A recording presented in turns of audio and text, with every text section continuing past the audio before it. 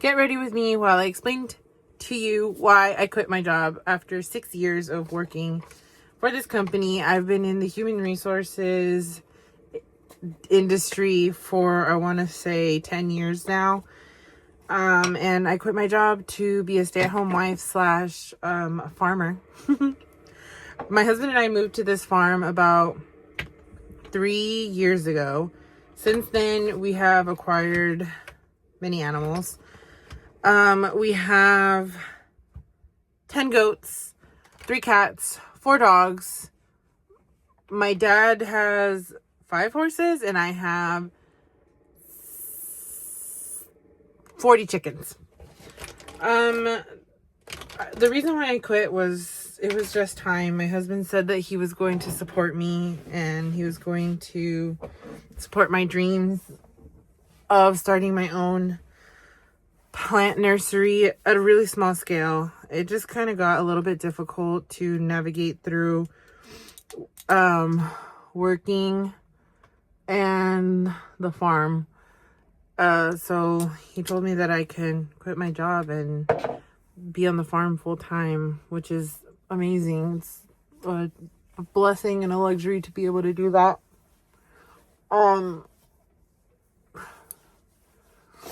So I'll quit my job, and this is where I'm at.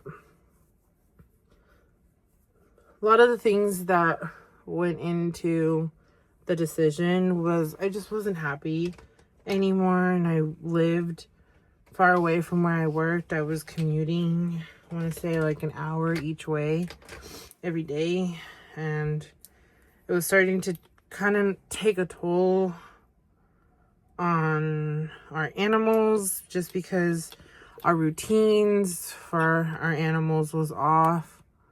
It was hard to navigate through taking care of our animals, working. I feel like we were lacking a lot and slacking in a lot of places, especially since we do the time change where I live.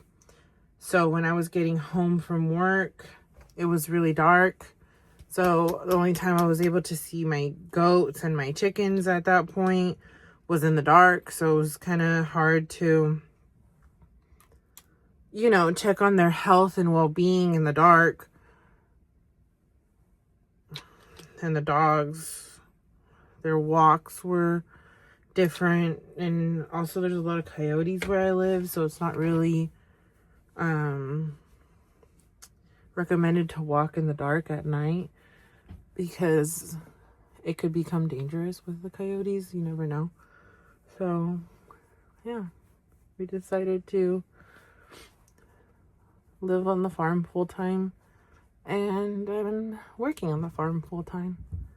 I kind of feel weird today because I've been working since I was 17, and now I'm working kind of for myself.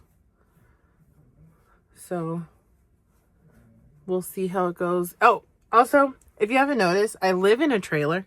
I live in a 5th wheel trailer. I live in a Jayco North Point. And this is like one of the extra rooms that it has that we converted into a closet. My husband's stuff is back there. It's like a walk-in closet. And then the desk area is my makeup area. But since I'm at home now, we're thinking that we're going to change it into a office. And then put all my stuff in the bedroom, which is going to be a major downsize for me. We bought this trailer specifically because it had this extra room, and we wanted it to be my walk-in closet. So, but it's okay. We'll figure it out. I will make a video on all of that and do a house tour and everything. We've lived in this trailer for the 3 years that we've lived on this property. My parents live in the main house, and I live in the trailer with my husband. We have no kids. My parents live in the main house with my sister, my niece, my brother-in-law, and my brother. So we are a full house, technically. I always make a joke and I say that I live across the street because I don't live I live close, but I live across the driveway and I call it across the street. It's funny. Yeah. But today, on my first day of unemployment, we are going to Olive Garden. We're big fans of Olive Garden over here. I have not been to Olive Garden in years. Just because with working, I didn't work near an Olive Garden. So I never go when they go. So that's cool. One of the things that I actually think is really cool about me being at home now is since my niece moved back, my sister and my brother-in-law just got out of the Navy. And they're here during their transition period while they figure out where they're going to ultimately live. Is I get to hang out with my niece. And she's going to be 2 years old. And she's the only niece, the only granddaughter. So it's going to be really cool to be able to hang out with her while she's here and take advantage of that. And take advantage of hanging out with my sister. My sister and I are really close. All my siblings are really close. Yeah. The other thing that I think is really cool is that I'll be able to spend a lot of time with my crazy dog. You can probably hear her barking. I have a half lab, half Belgian Malinois. I got her for free outside of a Tractor Supply. And they told us that she was half German Shepherd and half lab. And when I got her, I was like, oh, German Shepherd, I can handle that. I can handle a German Shepherd. We brought her home and then she started to be, something was off about her. She was like, not any dog I've ever met. And I told my husband, I was like, we need to do a DNA test because I'm pretty sure that this dog is half Malinois. And we did a DNA test and lo and behold, I was right. She is half Malinois. She is a wild dog. I have never in my life had a dog like her. And I have a Border Collie, another high energy dog. Does not compare. My half Malinois, half lab is nuts. She also is super reactive. We had to put her through a training program because she was reactive, trying to... She wouldn't attack, but she did try to lunge at people a couple of times. So we had to put her through... Sorry, that was really bright. So we had to put her through training. And it's helped a lot. She's improved tremendously. She's awesome, but she is super high energy. And she needs a lot of exercise and mental stimulation throughout the day to basically keep her sane. If she doesn't get enough exercise or mental stimulation, she's wild. She rips up her bedding. She'll rip up the turf in her kennel. She's crazy.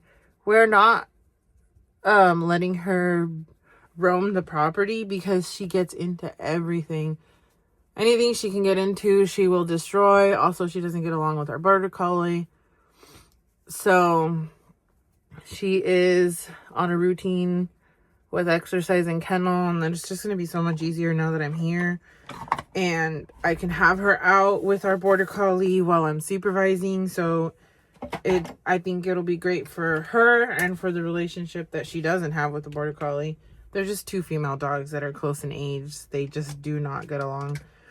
And hopefully with me being home, they can mend that relationship. And if they can't, it's fine. We can still keep them separate. We're on 5 acres. It's not a big deal.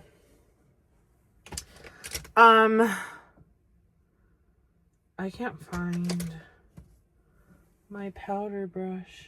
It's okay. I'm doing my makeup out of this bag that I had in my car full of the stuff that I use on the daily, because I used to do my makeup in the car before work. And I had to do it that way because I was always late. And my makeup routine, if I'm focused and not talking, I can do this in under 10 minutes. Anyways.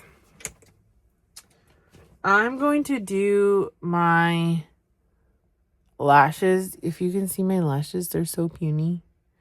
You see that? My lashes are puny and they're also very straight. But I'm going to do my lashes off camera. I will be right back. Does anybody else not know how to put mascara on without getting it on their eyelids?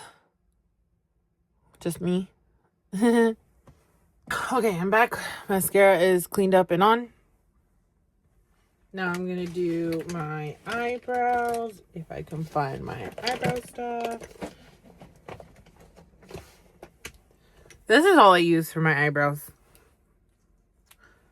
And this is the mascara that I use, by the way. Lasts forever.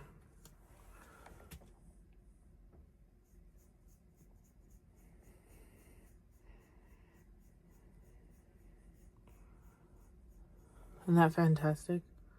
That's all I do.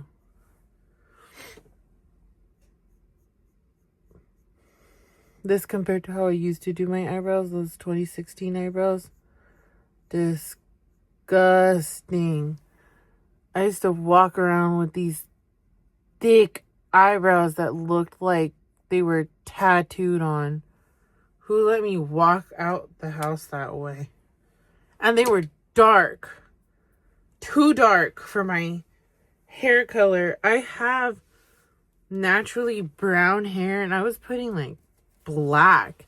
And then at some points I was putting on red because I had auburn hair. Ridiculous. Anyways, I'm gonna do my hair too.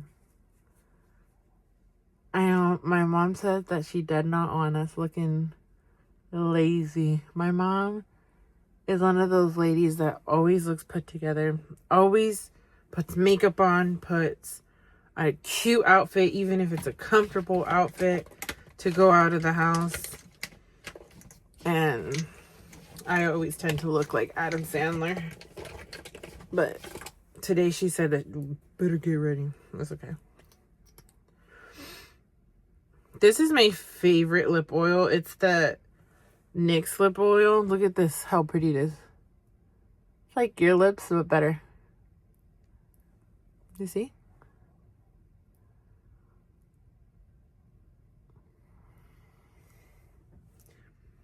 Anyways, I'm going to do my hair.